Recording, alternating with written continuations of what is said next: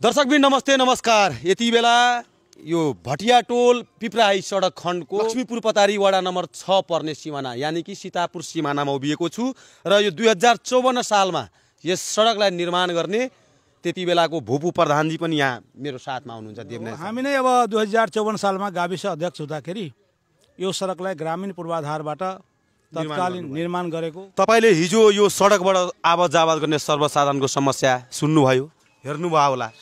यति बेला सङ्घमा तपाईकै पार्टीले नेतृत्व गरिरहेको छ, सरकारको नेतृत्व पनि तपाईकै पार्टीले गरिरहेको छ।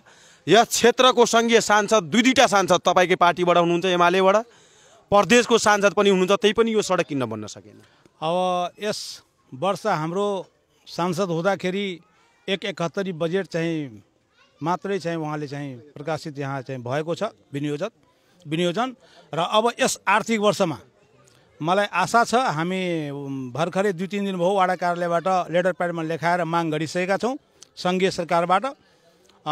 मलाई आशा छ हाम्रो सांसद रामशङ्कर यादवजीले पक्कै नै यस वर्ष यो सडकलाई पुरा गर्नुहुनेछ। जस्तो यो सडकको बारेमा विगतदेखि सुन्दै आयौँ, बन्छ बन्छ बन्छ बन्छ भन्छ, तर यो त कतै कहावत जस्तो भयो नि त नेताजी, हात्ती आयो फुस्सा।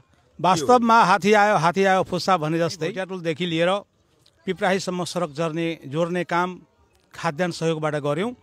तत्कालीन जीविसमा हाम्रो पार्टीको तर्फबाट माननीय लीलानाथ श्रेष्ठजीले पहल गर्नुभयो खाद्यान्नको लागि र हाम्रो सांसद पूर्व रामचन्द्र यादवजी पनि हुनुहुन्थ्यो, उहाँको निकै भूमिका रह्यो यो सडकलाई बनाउनको लागि।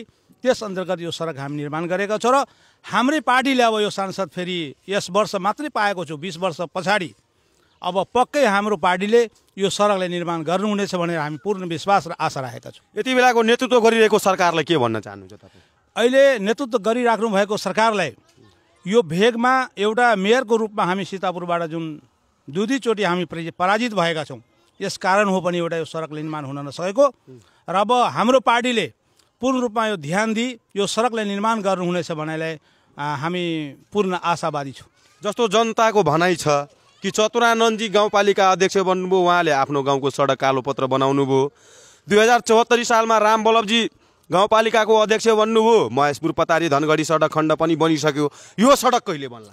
यो सडक हामी चाहिँ अब लागिसकेका छौँ र जनता पनि लागिसकेका छन् कि 84 मिसनमा हाम्रो पार्टी यो गाउँपालिकामा विजय हुन्छ र यो सडकलाई पनि निर्माण गर्नुहुनेछ भने हामी आशा राखेका छौँ। पक्का बन्ला? पक्का बन्छ। यदि बनेन भने तपाईँको एमाले पार्टीको नेताहरूले के आधारले? ग्यारेन्टीको साथ हामी यो झुटफुसको राजनीति गर्दिनँ। हामी जुन काम गर्छौँ काम गरेर देखाउँछौँ। हामी जितेर यो सडकलाई निर्माण गरेर देखाएको छु, त्यस्तै यो सडकलाई पक्की निर्माण गरेर देखाउँछौँ। हामी यो सांसदहरुबाट सम्भव होला त? सम्भव नभए पनि हामी गाउँपालिकाबाट सम्भव जसरी हुन्छ, गाउँपालिका अध्यक्ष भइसकेपछि यो सडकलाई केन्द्रबाट हुन्छ कि प्रदेशबाट हुन्छ कि केबाट हुन्छ, हामीले पक्कै निर्माण गरेर हामी जनताले चाहिँ देखाउँछौँ। सांसदले गर्न सके पनि या नसके तापनि तपाईले निर्माण गरेको यो सडक यदि हजुर गाउँपालिका अध्यक्ष बन्नुभयो भने हामी बनाउनुहुन्छ? जसले जन्म दिन्छ उसैले पालन पोषण गर्ने अभिभारा लिएको हुन्छ। सायद मलाई लाग्छ यो सडकलाई बनाउने जिम्मा जनताले फेरि हामीले नै सुम्बिन्छ जस्तो लागिरहेछ।